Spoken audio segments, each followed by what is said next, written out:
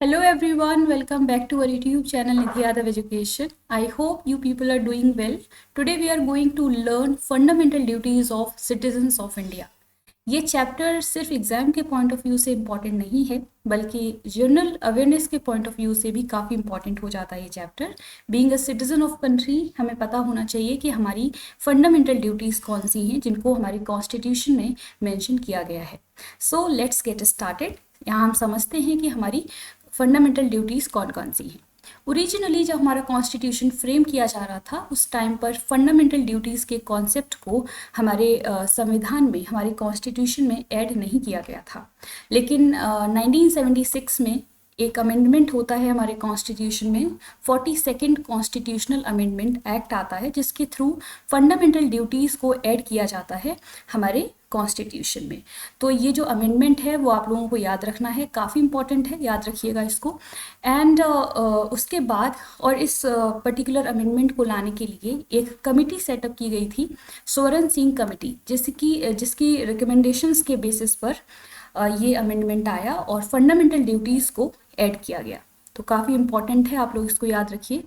And इसके अलावा ये जो अमेंडमेंट आया उसके थ्रू फंडामेंटल ड्यूटीज़ को हमारे कॉन्स्टिट्यूशन के पार्ट 4th ए में मेंशन किया गया और आर्टिकल है जिसमें हमारी फंडामेंटल ड्यूटीज़ को मेंशन किया गया है वो है आर्टिकल 51A। तो आप इनको याद रखिए, काफ़ी इम्पॉर्टेंट है ये।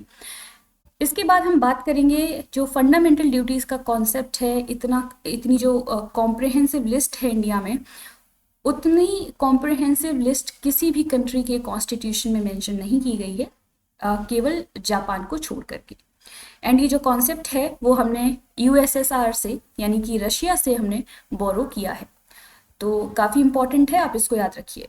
अब हम बात करेंगे कि आर्टिकल 51A जिसमें 10 fundamental duties citizens of India के लिए मेंशन की गई हैं। करेंटली 11 फंडामेंटल ड्यूटीज़ हैं सिटीजन्स के लिए और जो एक ड्यूटी है वो 86 कॉन्स्टिट्यूशनल अमेंडमेंट एक्ट आया था 2002 में, उसमें ऐड की गई थी, जिसको हम आगे समझेंगे। तो यहाँ पर हम देख लेते हैं कि हमारी कौन कौन सी 11 फंडामेंटल ड्यूटीज़ हैं। फर्स्ट है to abide by the constitution and respect its ideals and institutions, national flag and national anthem. जो हमारा कॉन्स्टिट्यूशन है उसके जो भी प्रोविजंस हैं, जो उसमें लॉज मेंशन किए गए हैं, उनको हमें अबाइड करना है, रिस्पेक्ट करनी है। जो भी कॉन्स्टिट्यूशन में मेंशन्ड आइडियल्स हैं, आदर्श, जो भी संस्थाएं हैं, नेशनल फ्लैग, नेशनल एंथम, इनको हमें अबाइड, इनकी हमें रिस्पेक्ट करनी है। ये हमारी फंडामेंटल ड्यूटी है। नेक्स्ट है to cherish and follow the noble ideals that inspired the national struggle for freedom. जब हमारे देश की आज़ादी के लिए जो नेशनल स्ट्रगल चल रहा था, तो उस स्ट्रगल के दौरान जो आइडियल्स रहे जिन्होंने इंस्पायर किया, तो उन आइडियल्स को हमें चेरिश करना चाहिए और हमें भी फॉलो करने चाहिए। नेक्स्ट है to uphold and protect the sovereignty, unity and integrity of India. हमारी ड्यूटी है कि हमारे देश की जो संप्रभुता है, यूनिटी, एकता एंड इंटेग्रिटी, इनको हमें प्रोटेक्ट करना है। नेक्स्ट है to defend the country and render national service when called upon to do सो।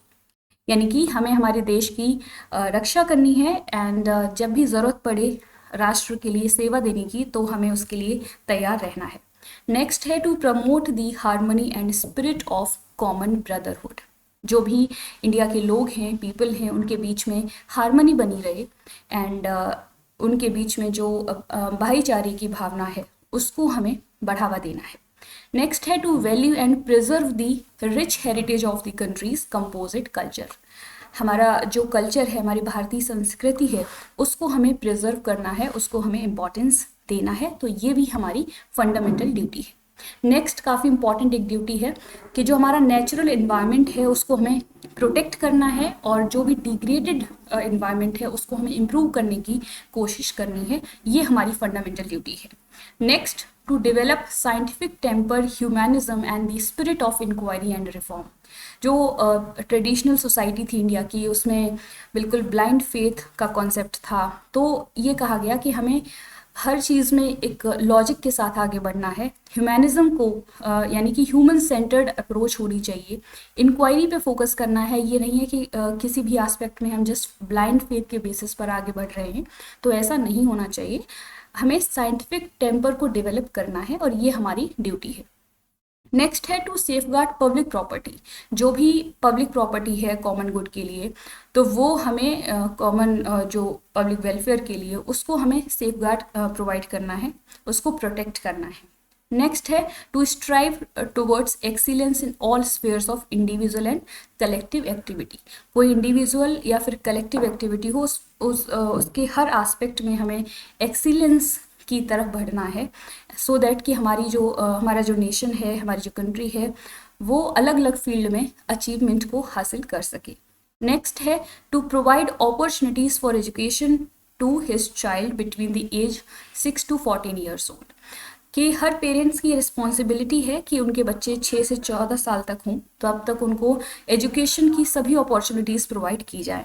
तो ये जो फंडामेंटल ड्यूटी है वो हमारे कॉन्स्टिट्यूशन में जो 86th कॉन्स्टिट्यूशनल अमेंडमेंट एक्ट आया 2002 में, उसके थ्रू इसको ऐड किया गया।